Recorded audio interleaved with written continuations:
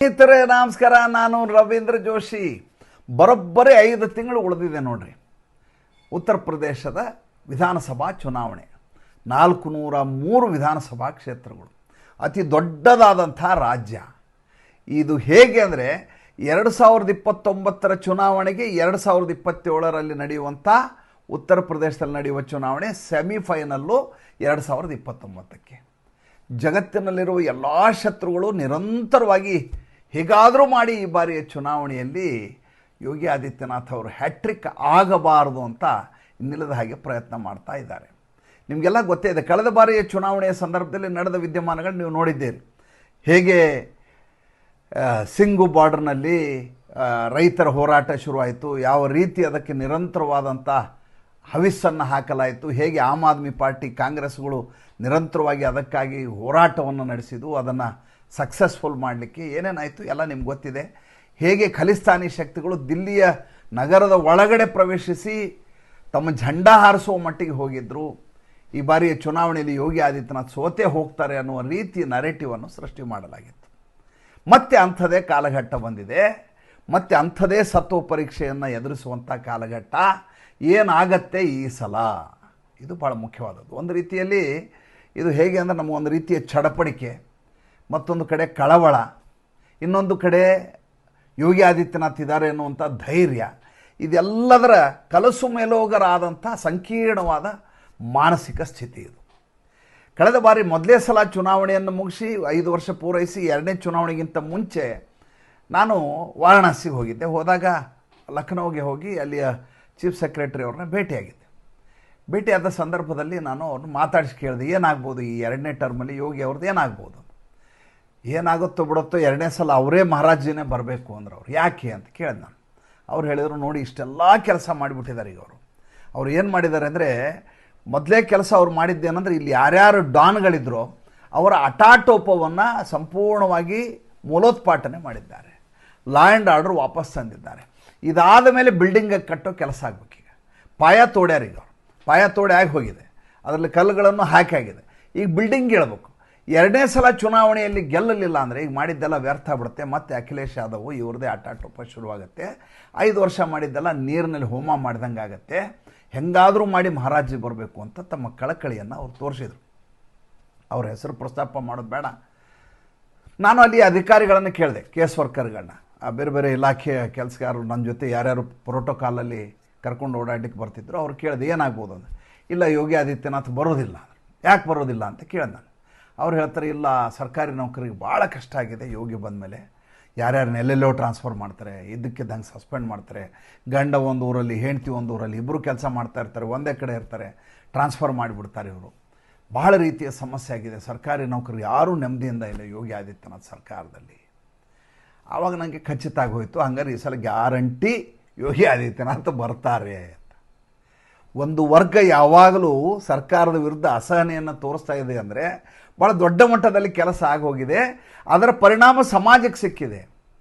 ದೊಡ್ಡ ರಾಜ್ಯ, ಅದರ ಪರಿಣಾಮ ರಾಜ್ಯಕ್ಕೆ ಸಿಕ್ಕಿದೆ.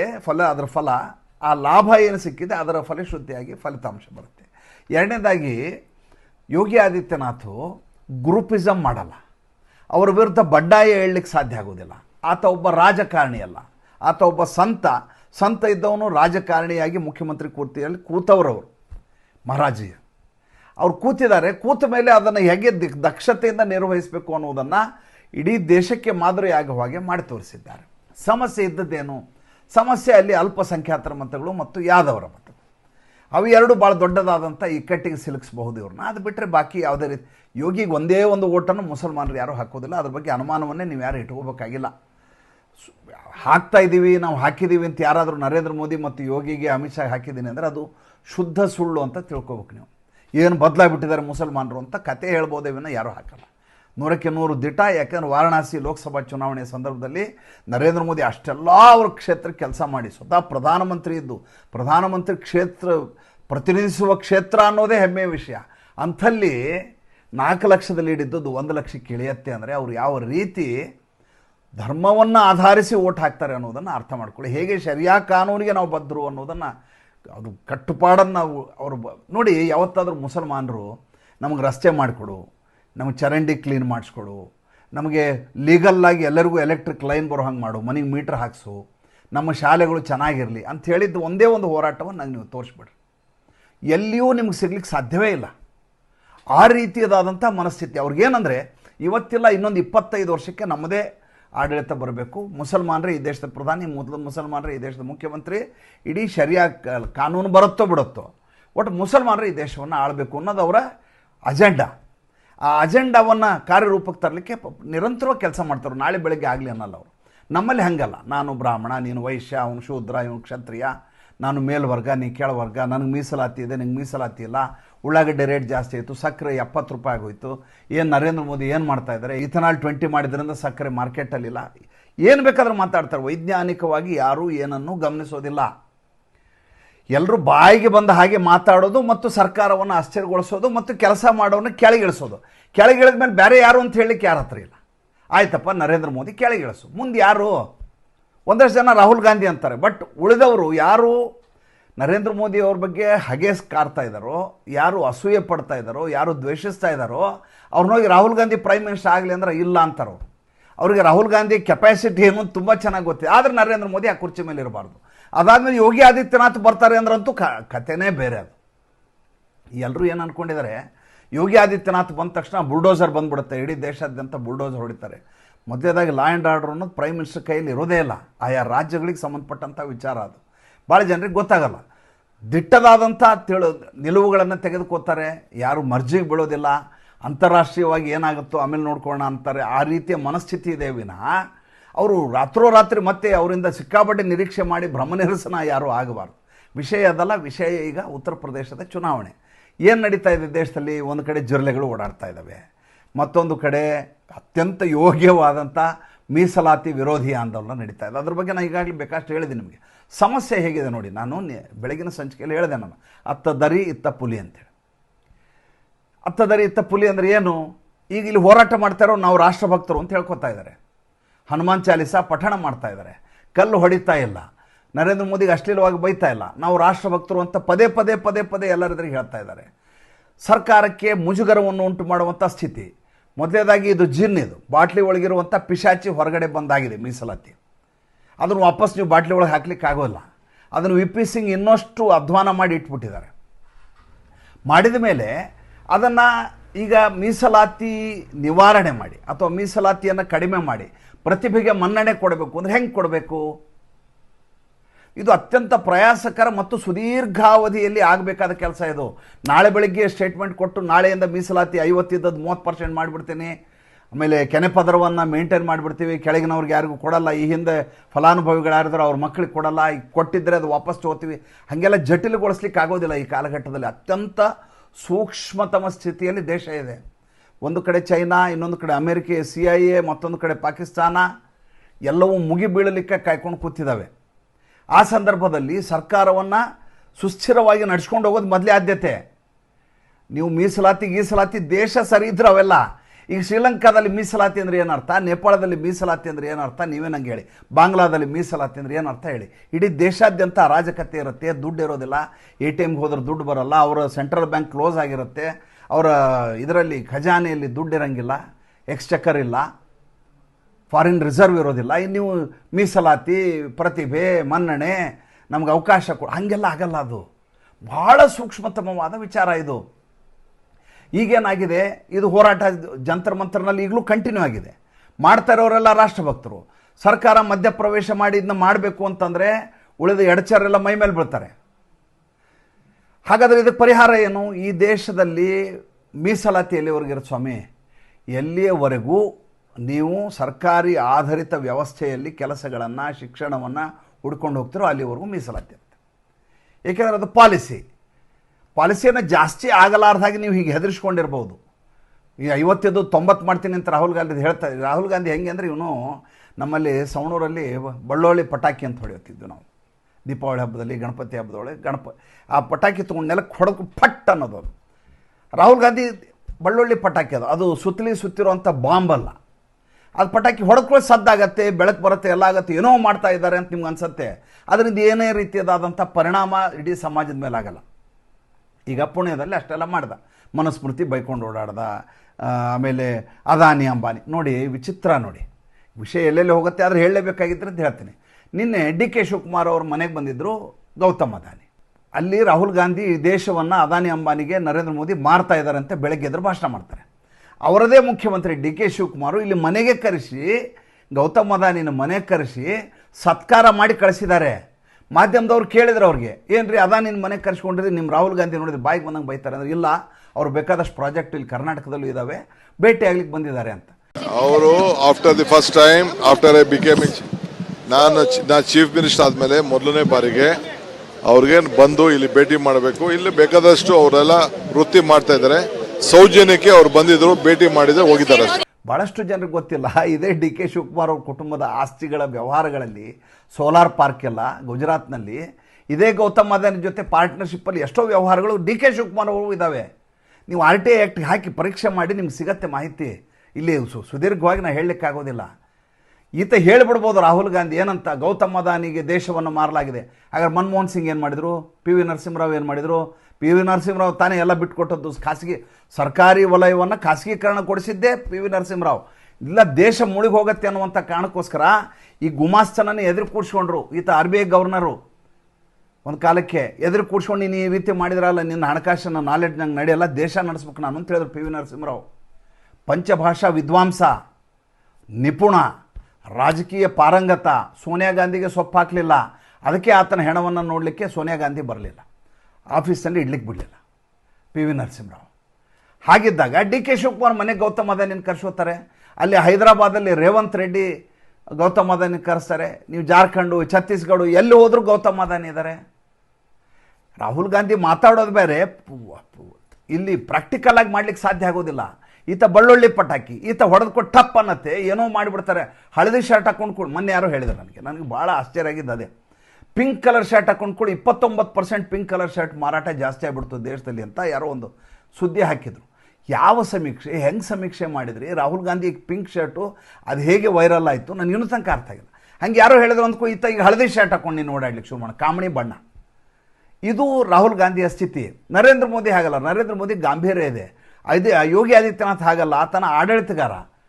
ಆತ ಆಡಳಿತಗಾರ ಆಗಿದ್ದಕ್ಕೆ ಯಾರೇ ಸ್ಕೂಲ್ನೊಳಗೆ ಕಾಲಿಟ್ಟರೆ ಕಾಲು ಮುರಿತೀನಿ ಅಂತ ಹೇಳಿದ್ದವರು. ಅಷ್ಟೇ ಅಲ್ಲ, ಹೇಳಿದರು ನನ್ನ ಎಲ್ಲ ಶಾಲೆಗಳು ಕೂಡ ಡಿಜಿಟಲಿ ಆಪರೇಟೆಡ್ಡು, ನನ್ನ ಕಡೆ ಎಲ್ಲ ಸ್ಮಾರ್ಟ್ ಬೋರ್ಡ್ಗಳಿದ್ದಾವೆ, ನನ್ನ ಶಿಕ್ಷಣ ವ್ಯವಸ್ಥೆಯನ್ನು ಎಷ್ಟು ಅಚ್ಚುಕಟ್ಟು ಮಾಡಬೇಕು ಮಾಡ್ತಾ ಇದ್ದೀನಿ, ಇದನ್ನು ತಪಾಸಣೆ ಮಾಡಲಿಕ್ಕೆ ಯಾವ ಜಿಲ್ಲೆಗಳು ನನ್ನ ರಾಜ್ಯಕ್ಕೆ ಬರೋ ಅಗತ್ಯ ಇಲ್ಲ ಅಂತ ಹೇಳಿದರು. ಈಗ ಅವ್ರಿಗೆ ಕಿರುಕಿರಿ ಕೊಡಲಿಕ್ಕೆ ಈ ದೇಶದಲ್ಲಿ ಬೇರೆ ಬೇರೆ ಕಡೆಯಿಂದ ಶಕ್ತಿಗಳು ಕೆಲಸ ಮಾಡ್ತಾ ಇದ್ದಾವೆ. ಒಂದು ಕಡೆ ಜಂತರ್ ಮಂತರ್ನಲ್ಲಿ ಅತ್ಯಂತ ಯೋಗ್ಯವಾದಂಥ ಹೋರಾಟ, ಆದರೆ ಇದರ ಹಿಂದಿರುವ ಉದ್ದೇಶ ಏನು? ಈಗ ಮೀಸಲಾತಿ ವಿರೋಧಿ ಆಂದೋಲನ. ಅಲ್ಲಿರೋರೆಲ್ಲ ನಮ್ಗೆ ಗೊತ್ತಿರೋರೇ, ಪಾಪ ಈ ದೇಶದಲ್ಲಿ ಮೀಸಲಾತಿ ಈ ರೀತಿ ಆದ್ರೆ ಕಷ್ಟ ಆಗತ್ತೆ ಅಂತ ಹೇಳ್ಕೊಂಡು ಓಡಾಡೋರು.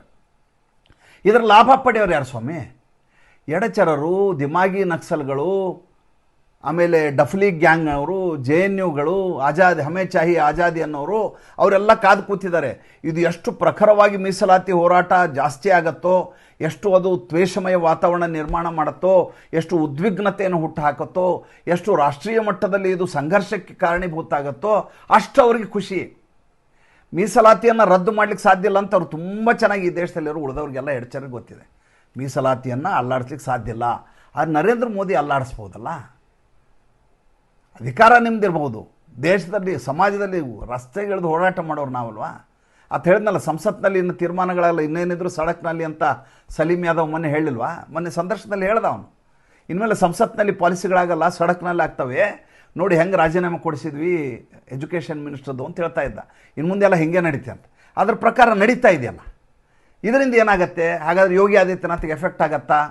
ಒಂದು ನೆನಪಿಟ್ಕೋಬೇಕು ನಾವು, ಏನಂದರೆ UGC ಸಂಬಂಧಪಟ್ಟ ವಿಚಾರ ಅಲ್ಲ ಯೋಗಿ ಆದಿತ್ಯನಾಥ್ಗೆ. ಅವನ ರಾಜ್ಯಕ್ಕೂ, ಇದು ಅವರ ಯೋಗಿ ಮಹಾರಾಜ್ ಅವರ ರಾಜ್ಯಕ್ಕೂ UGC ಪಾಲಿಸಿಗೂ ಯಾವುದೇ ರೀತಿಯ ಸಂಬಂಧ ಇಲ್ಲ. ಎರಡನೇದು ಮೀಸಲಾತಿ ಅವ್ರಿಗೆ ಸಂಬಂಧಪಟ್ಟ ವಿಚಾರನ, ಅವ್ರಿಗೆ ಸಂಬಂಧಪಟ್ಟ ವಿಚಾರ ಅಲ್ಲವೇ ಅಲ್ಲ. ನೀಟ್ ಪರೀಕ್ಷೆ ಅವ್ರಿಗೆ ಸಂಬಂಧಪಟ್ಟ ವಿಚಾರನ, ಅವ್ರಿಗೆ ಸಂಬಂಧಪಟ್ಟ ವಿಚಾರವೇ ಅಲ್ಲ. ಅವರಿಗೆ ಸಂಬಂಧ ಪಡದೇ ಇದ್ದರೂ ಕೂಡ ಶ್ರೀರಾಮ ಮಂದಿರದ ಉಸ್ತುವಾರಿಯನ್ನು ನೋಡ್ಕೋತಾ ಇದ್ದದ್ರಿಂದ, ಅದಕ್ಕೆ ಟ್ರಸ್ಟು ಅಂತ RSS ಪರವಾಗಿ ಒಂದು ಟ್ರಸ್ಟ್ ಇದ್ದದ್ರಿಂದ ಅಲ್ಲಿ ಏನು ಮಾಡಬೇಕು SIT ಇಟ್ಟು ಬರೋಬ್ಬರಿ ಮಾಡಿ ಅದರ ವರದಿಯನ್ನು ಕೊಟ್ಟಾಗೋಯ್ತವ್ರು. ಚಂಪತ್ ರಾಯ್ ಮತ್ತು ಮಿಶ್ರಾ ಇಬ್ಬರು ಇದರಲ್ಲಿ ನಿರ್ದೋಷಿಗಳು ಅಂತ ಕ್ಲೀನ್ ಚಿಟ್ಟು ಕೊಟ್ಟಾಯಿತು. ಸುಪ್ರೀಂ ಕೋರ್ಟ್ ಒಂದು ಕಮಿಟಿ ಮಾಡಿದೆ. ಕಮಿಟಿ ಇನ್ನೊಂದು 15 ದಿವಸ 1 ತಿಂಗಳಲ್ಲಿ ರಿಪೋರ್ಟ್ ಕೊಡಬೇಕು, ಅದಕ್ಕೂ ಚುನಾವಣೆಗೆ ಸಂಬಂಧ ಇರೋಲ್ಲ. ಆದರೆ ಉತ್ತರ ಪ್ರದೇಶದಲ್ಲಿ ಗಲಾಟೆ ಮಾಡಬೇಕಲ್ಲ, ಈಗ ಚುನಾವಣೆಗೆ ಹೆಂಗಾರ ಮಾಡಿ ಯೋಗಿ ಆದಿತ್ಯನಾಥ್ ಅವರು ಕೆಳಗಿಳಿಸ್ಬೇಕು. ಅದಕ್ಕೇನು ಮಾಡಬೇಕು, ರೈತರ ಹೋರಾಟ ಮಾಡಲಿಕ್ಕೆ 3 ದಿವಸದ ಕೆಳಗೆ ಭಾಳ ದೊಡ್ಡ ಪ್ರಯತ್ನ ಆಯಿತು. ಏನಂತ ಹೇಳಿದರು, ಇಲ್ಲ ಅಮೇರಿಕಾದಲ್ಲಿ ಆಗ್ತಾ ಇರುವಂಥ FTA ಅಗ್ರಿಮೆಂಟ್ ಏನಿದೆ ಅದರ ವಿರುದ್ಧವಾಗಿ ನಮ್ಮ ಹೋರಾಟ. ಅಲ್ರಿ, FTA ಆಗ್ತಾನೇ ಇಲ್ಲ. ಅವರು ರೈತೋತ್ಪನ್ನಗಳಿಗೆ ಅವಕಾಶ ಕೊಡಿ, ನಮ್ಮ ಬೀಜ ತಗೊಳ್ಳಿ ಅಂತ ಅವ್ರು ಕೇಳ್ತಾ ಇದ್ದಾರೆ ಅಮೇರಿಕಾದವರು. ಆಮೇಲೆ ಹೈನುಗಾರಿಕೆಗೆ ಅವಕಾಶ ಕೊಡಿ, ನಾವು ಮಿಲ್ಕ್ ಪ್ರಾಡಕ್ಟ್ಸ್ ನಿಮ್ಗೆ ಕೊಡ್ತೀವಿ ಅಂತ ಹೇಳ್ತಾ ಇದ್ದಾರೆ. ಆಗಲ್ಲ ಅಂತ ನರೇಂದ್ರ ಮೋದಿ ಹೇಳ್ತಾರೆ. ಅದಾದಮೇಲೆ ಅಲ್ಲಿಂದ ನಾವು ಇದನ್ನು ವಾರ್ಫೇರ್ಗೆ ಬೇಕಾದಂಥ ಯುದ್ಧ ಸಲಕರಣೆಗಳು ತೊಗೊಳ್ಳಿ ಅಂತಾರೆ. ನಮಗೆ ಬೇಕಾಗಿಲ್ಲ, ನಾವೇ ತಯಾರಿ ಮಾಡ್ತಾ ಇದ್ದೀವಿ ಅಂತ ಹೇಳಿದ್ದೀವಿ. ಫಾರ್ಮಾ ಲಾಬಿ ವರ್ಕ್ ಮಾಡ್ತಾ ಇದೆ. ಫಾರ್ಮಾ ಲಾಬಿ ಬೇಕಿಲ್ಲ, ನಮ್ಮ ದೇಶದಲ್ಲೇ ತಯಾರು ಮಾಡ್ತೀವಿ ಅಂತ ಅವ್ರು ಹೇಳ್ತಾ ಇದ್ದಾರೆ. ನರೇಂದ್ರ ಮೋದಿ ಇಷ್ಟೆಲ್ಲ ಹೇಳಿದ ಮೇಲೆ ನಮ್ಮದು ಅವ್ರದ್ದು FTA ಆಗ್ಲಿಕ್ಕೆ ಸಾಧ್ಯವೇ ಬರೋದಿಲ್ಲ. ಇದಕ್ಕೆ ಒಪ್ಪಿದ್ರೆ ತಾನೇ ಅಗ್ರಿಮೆಂಟಿಗೆ ಸೈನ್ ಹಾಕೋದು. ಇದಕ್ಕೆ ಒಪ್ಪದೇ ಇದ್ದಾಗ ನೋಡಿ, ಫೈಸರ್ ಅನ್ನುವಂಥ ಕಂಪ್ನಿ ಕೋವಿಡ್ ಸಂದರ್ಭದಲ್ಲಿ ಬಂತು. ನರೇಂದ್ರ ಮೋದಿ ಏನು ಹೇಳಿದ್ರು, ನೀವು ಫೈಸರ್ ನಮ್ಮ ದೇಶಕ್ಕೆ ತರ್ತಿರಲ್ಲಪ್ಪ, ಆಯಿತು ನೀವು ಟೆಸ್ಟ್ ಮಾಡಿಕೊಡು. ನೀವು ಅದು ಹ್ಯೂಮನ್ ಟೆಸ್ಟ್ ಮಾಡಬೇಕಲ್ಲ, ಅದಕ್ಕೆ ಗಿನಿಪಿಗಿಟ್ಟು ಮಾಡಿ ಪರೀಕ್ಷೆ ಮಾಡಿ ಎಲ್ಲ ಮಾಡಿ, ನಾಳೆ ಅದರಿಂದ ಏನಾದರೂ ಪ್ರತಿಕೂಲ ಆದರೆ ಇದು ಜವಾಬ್ದಾರಿ, ನಿನ್ನ ಕಂಪ್ನಿ ಜವಾಬ್ದಾರಿ ಅಂತ ಮುಚ್ಚಳಿಕೆ ಬರೆದು ಕೊಡು. ನಾಳೆ ಅವನೊಬ್ಬ ಪರಿಹಾರ ಕೇಳ್ದ, 300 ಕೋಟಿ ರೂಪಾಯಿ ಪರಿಹಾರ ಕೇಳ್ತಾನೆ ಅವನ ಜೀವನಕ್ಕೆ. ನಾನು ಸರ್ಕಾರ ಕೊಡೋಕ್ಕಾಗಲ್ಲ, ನೀ ಕೊಡಬೇಕು. ಅವ್ರು ಹಂಗಲ್ಲ, ನಾವು ಅದು ಯಾವುದು ಕೊಡಲ್ಲ, ನೀವು ಸಪ್ಲೈ ಮಾಡ್ತೀವಿ. ರಾಹುಲ್ ಗಾಂಧಿ ನಾವು ಫೈಸರ್ ಯಾಕೆ ತರಿಸಲ್ಲ, ಅಮೇರಿಕೆಯಲ್ಲಿ ಅತ್ಯಂತ ಯಶಸ್ವಿಯಾಗಿದೆ, ಎಲ್ಲ ಕಡೆ ಸಪ್ಲೈ ಮಾಡಿದ್ದಾರೆ. ಫೈಸರ್ನ ಹಾಕಿ ನೀವು ಬೇರೆ ಕಂಪ್ನಿದು ಯಾಕೆ ಇದನ್ನು ಕೊಡ್ತೀರಾ, ವ್ಯಾಕ್ಸಿನ್ ಕೊಡ್ತೀರಾ ಅಂತ ಇತರ ಗಲಾಟೆ. ನರೇಂದ್ರ ಮೋದಿ ಹೇಳಿದ್ರು, ಪೂನಾದಲ್ಲಿ ನಾವು ಮಾಡಿಸ್ತಾ ಇದ್ದೀವಲ್ಲ, ಕಡಿಮೆ ದರದಲ್ಲಿ ಕೊಡ್ತಾ ಇದ್ದಾರೆ ಅಂತ ನರೇಂದ್ರ ಮೋದಿ ವಾದ. ಫೈಸರ್ ಅಂತ ಕಂಪ್ನಿಗೆ 600 ಕೋಟಿ ರೂಪಾಯಿ ವ್ಯವಹಾರ ಮಾಡಲಿಕ್ಕೆ ನರೇಂದ್ರ ಮೋದಿ ಬಿಡಲಿಲ್ಲ. ನನ್ನ ದೇಶದ ಜನರ ಜೀವನ ನನ್ನ ಜವಾಬ್ದಾರಿ ಅನ್ನುವಂಥ ಕಾರಣಕ್ಕೋಸ್ಕರ. ಈಗ ಫಾರ್ಮಾ ಲಾಬಿ ಮಾಡಿದರೆ ಅಥವಾ ಆರ್ಮ್ಸ್ ಲಾಬಿ ಮಾಡಿದರೆ ಅಥವಾ ಈ ಅಗ್ರಿಕಲ್ಚರ್ ಲಾಬಿ ಮಾಡಿ ನರೇಂದ್ರ ಮೋದಿ ಹೋಗ್ತಾರಾ? ಆದರೆ ರೈತರು ಹಾಗಲ್ಲ. ರೈತರು ನರೇಂದ್ರ ಮೋದಿಯಲ್ಲಿ ಅಗ್ರಿಮೆಂಟ್ ಮಾಡ್ತಾರೆ, ಅದಕ್ಕೆ ನಮ್ಮ ಹೋರಾಟ ಅಂತ 3 ದಿವಸ ಕೆಳಗಡೆ ಮತ್ತೆ ನುಗ್ಗಲಿಕ್ಕೆ ಪ್ರಯತ್ನ ಮಾಡಿದರು.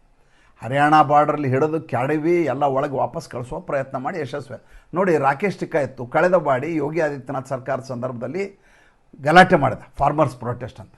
ಎಲ್ಲಿಯಾದರೂ ಆತ ಉತ್ತರ ಪ್ರದೇಶದಲ್ಲಿ ಲಕ್ನೋನಲ್ಲಿ ಮಾಡಿ ತೋರಿಸ್ಬಿಡಿ ನೋಡೋಣ. ಮಾಡಲ್ಲ.